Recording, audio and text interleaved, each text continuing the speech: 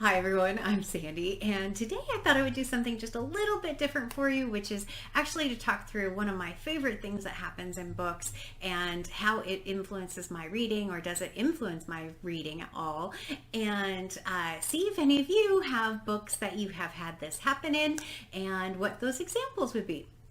The first thing as far as this goes is one of my favorite things is when a character is in a book reading an actual real book, not a fictional book. One of my biggest disappointments was actually from a TV show, which was from Schitt's Creek, where Moira is always reading, and those books are not real books, because of course I wanted to read those books that she was reading. But so I am talking about definitely where the character in the book is reading a real book. I'm not talking about a retelling, and I'm not talking about where it's based off of something like The Hours, where you are having multiple storylines kind of following Virginia Woolf, where they reference Mrs. Dalloway. I am talking about where they're actually physically reading the book in the book. So how this idea kind of came about is really 100% because of Northanger Abbey, which I read in July. And this book, if you're not familiar with it, it has a main character whose name is Catherine Morland. And Catherine Morland is obsessed with the mysteries of Udolpho. She is always wanting to read that book. The book is referenced many, many times in this book. She even quotes things like the Black Veil, thinks that everyone should read that book, and if you don't know who that author is, I think she thinks a little bit less of you. So she really, really likes the mysteries of Udolpho. What impacted my reading is it did make me really want to pick up the mysteries of Udolpho, so much so that I bypassed my drawing for it for my August TBR and just decided to pick it up and start reading it. And right now I do have this beautiful copy that I found at Thrift Books. I had never seen this version before, and this is following a young girl whose name is Emily. And Emily, I'm only about a third of the way through the first volume, and she's already had an event happen in her life, and you can already kind of see supernatural type of events that are occurring to her in her current situation, and even in the first chapter that happens. But what was really interesting to me is you can also already see how this book 100% influenced Northanger Abbey. I have not gotten to the section where she talks about the Black Veil, which I really want to get to. I am now doing this actually as a buddy read with Beth Ann Berniga Sokolar, I hope I said your name right, and Amy at A Star Reads, and we're reading about a volume every 2 weeks, which will put us on target to finish at the end of September. So I'm really excited to bring this one back and tell you a little bit more about this book. I'm really hoping that it turns into a really good read for me. But so far it's really interesting. It is a chunk of a book. Woo! Big book. Anyway, that's the first one. So the second book that this happened with recently was actually Cloudsplitter by Russell Banks. So if you're not familiar with Cloudsplitter, it actually follows the history of John Brown, who is a famous abolitionist that is not necessarily that led an attack on Harper's Ferry. The attack was not credited with starting the Civil War, but it was credited with heavily influencing the presidential elections leading up to the Civil War. One of the things that occurs very, very early in that book is John Brown has many children, and he is making them read from a book, American Slavery as It Is, Testimony of 1,000 Witnesses. And this particular book that's referenced or being read is one that makes me really want to go investigate more actually about this time. But the book and what it's actually referencing is it will say things like witness, Mr. D. Judd, jailer, Davidson Company, Tennessee, in Nashville, Banner, December 10th, 1838. Testimony, committed to jail as a runaway, a Negro woman named Martha, 17 or 18 years of age, has numerous scars of the whip on her back. And that is 100% what these next sections are like. They're just reading through all of these various pieces of witnesses of things that happened during this time. And that was incredibly powerful at the start of this book. It is one of the reasons why I immediately kept reading this book. Now, I will talk about this book coming up in 1001 Book Countdown in more detail, but that use of that medium of characters actually reading the book in the book was one that I felt really just added to the story. Now, am I going to probably check this particular book out? Probably not. There are other characters referenced in this book, or other real people, not characters, referenced in this book that I would like to investigate more. Frederick Douglass being one of them. I'd like to learn a little bit more about that. I'd like to learn more about the true history of Harper's Ferry rather than this historical fiction book about Harper's Ferry and about John Brown. It is an interesting and fascinating book. It gets a little slow in places, but that is one of them. So the next one is actually a book that, you know, stick with me here, but it's an interesting one. It's actually Twilight by Stephanie Meyer.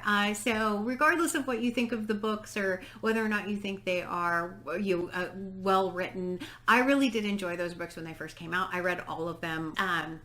And one of the things that happens in that book, though, is the character Bella is actually reading Wuthering Heights at one point.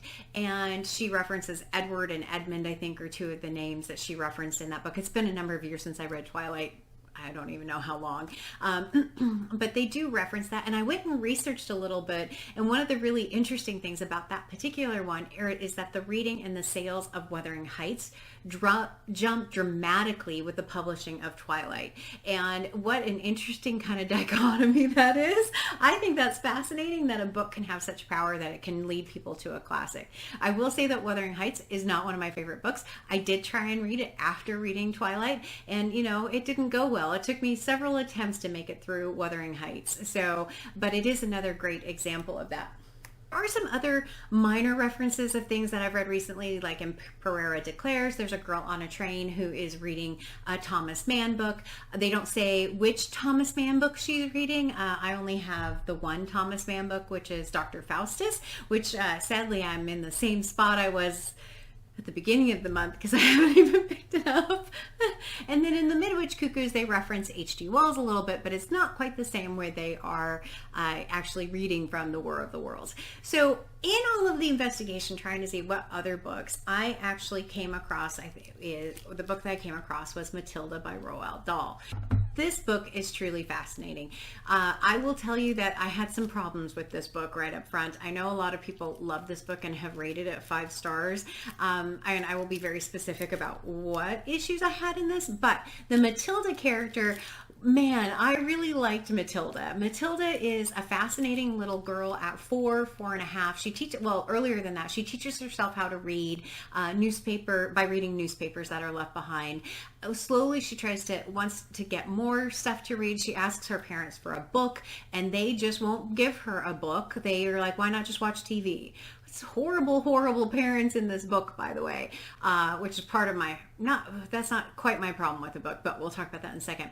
But Matilda walks to the library by herself and talks to the librarian and finds out that she can read books there and starts off reading. There's a whole bunch of references to her reading books in this. The first one that she reads is The Secret Garden, which is an absolutely lovely book. So she starts off by reading that one, and then the librarian gives her Great Expectations by Charles Dickens. I have not read Great Expectations. So you can imagine 4.5, 5 years old, she's reading some very, very tough books, and she is incredibly, incredibly smart. She admits to not necessarily knowing what all the themes mean, but she is able to read everything. She's an amazing, amazing little girl. She's also very, very likable in this book, and talk about that in a little bit. But there's also a section here she reads Nicholas Nickleby, Oliver Twist, Jane Eyre, Pride and Prejudice, Tess of the D'Urbervilles, which is the one that I went, do you really want a 5-year-old reading that book? It has some pretty serious content in it. Gone to Earth by Mary Webb, Kim, The Invisible Man, The Old Man in the Sea, The Sound and the Fury, The Grapes of Wrath, The Good Companions, Brighton Rock, and Animal Farm. I mean, okay, she's a very well-read little girl. It also talks about reading Joseph Conrad, and she went to Africa with Ernest Hemingway, and to India with Rudyard Kipling.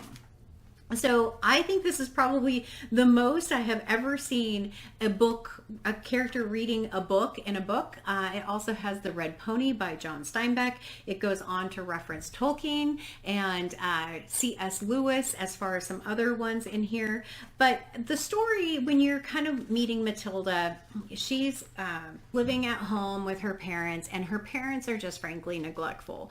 Not only neglectful, but they are borderline abusive in this book. They treat her horribly, and they don't support her at all. They think she's stupid. They are trying to teach her brother how to do things. She's very exceptionally gifted in math as well as reading, and they just don't pay any attention to her at all. And there's a number of comments in here about to be watching television. Why read a book? Girl should think about making herself look attractive so she can get a husband later on. Looks is more important than books.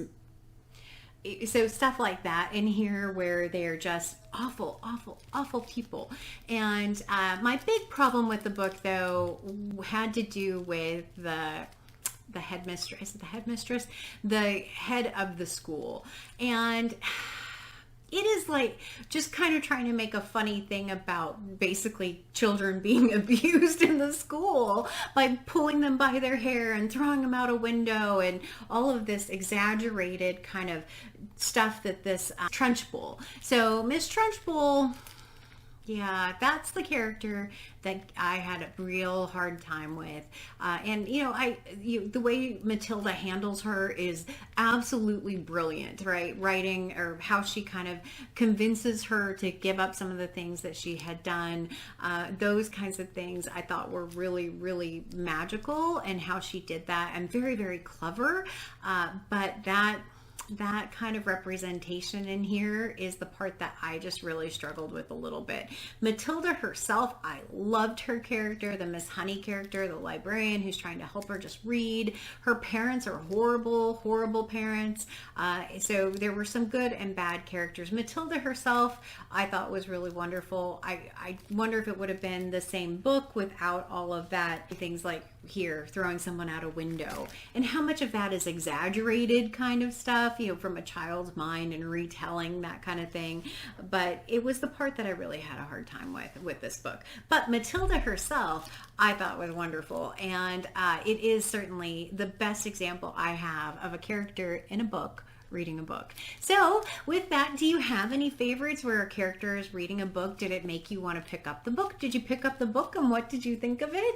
Let me know in the comments down below, and hopefully you like this. I'm excited to see if you have any examples. And with that, as always, like, comment, and subscribe. And until next time, everyone, thanks. Bye.